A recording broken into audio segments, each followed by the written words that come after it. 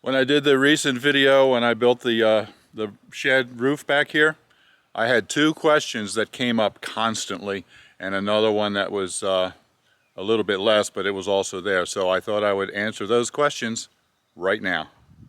To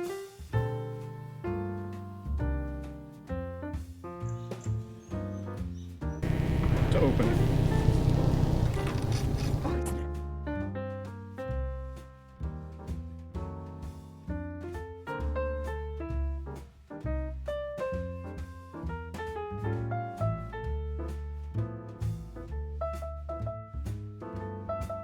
Yeah, it was Wow.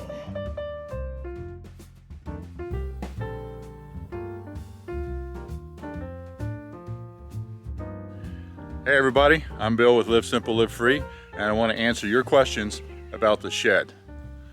One of them, which was a little bit lesser, I'll talk about first. And that is, a number of people said that they didn't like how messy and sloppy or whatever, untidy it looked with things on the outside. They wanted everything inside so it would be neat and tidy. Well, they said that when the shed overhang here was empty, there wasn't even anything there except the mower. So let me show you what I've got here now. I've got two ladders hanging up, one there, one over there, all my garden tools there, two bicycles. Elizabeth and I love to ride, and we have several bicycles, and the whole shed was taken up with bicycles. We also have the tandem recumbent screamer, which is still inside. Well, there she is in all of her glory.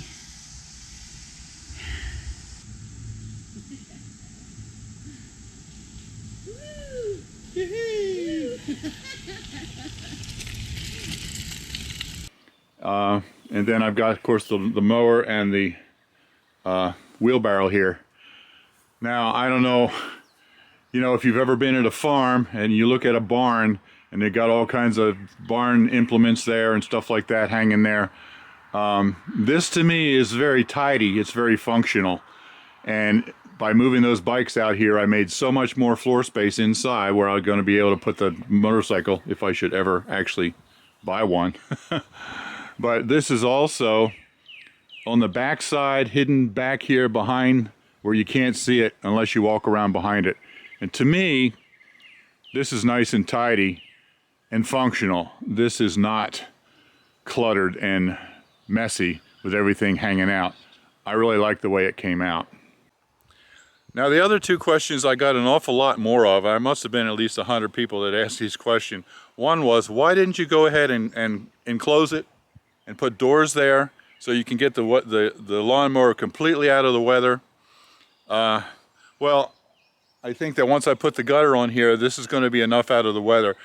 Some people said it's going to rust. I don't think it is, and I'll be able to cover the lawnmower in a tarp as well over the winter. I think it'll be fine. But why didn't I enclose it? Well, that's because of the building codes. You see, if I had enclosed it, I would have had to get building permit and building inspectors involved, and quite frankly, I just didn't want to go there. Anything that involves a footer or breaking ground requires a permit and inspections. And in order to make it completely enclosed, I would have had to do some kind of a footer or a post out here in the corner that would require an inspection. And so I built it like this, no inspection, no building permit or anything like that required. If you saw last fall, right after we bought the house, when I built this shed itself, if you haven't seen that, I'll put a link right up here at the top and at the end. But I didn't get an inspection or anything or permit for that because this was built on a slab that was already existing from a shed that used to be here that was torn down. So I was able to build it on top of that concrete slab since it was already existing with no additional permits required. And I've just dealt with permits and inspectors and all that so much over the decades that I've been building, I'd just rather not go there. Okay, so that's why I didn't completely enclose it. The other thing that people ask is, aren't I worried about security? Don't I think this is going to walk away. This lawnmower is going to ride away in the middle of the night.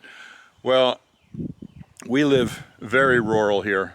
In fact, nobody around here even locks the doors of their house or their car or anything. It's just, that's how rural it is. Not only that, but the shed is behind the house where it's not really seen from the road. And then the lawnmower is behind the shed where you couldn't see it even if you're looking at the front of the shed. So I'm really not worried about the security. I'm just not worried that this stuff is going to walk away. Also, of course, it has an ignition key, so you can't start it without the key. It'd be like if I had a motorcycle parked here, you know, in my driveway. Can't be stolen unless somebody comes in with a pickup truck or something, because you can't start it without the key. So that's basically it. I'm just not worried about security here. It's just not necessary in this part of the country, in this beautiful, friendly, rural countryside that we live in Virginia.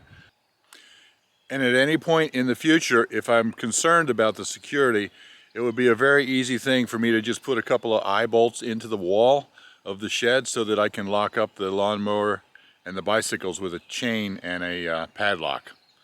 That would be no big deal to do. But I just don't think it's necessary.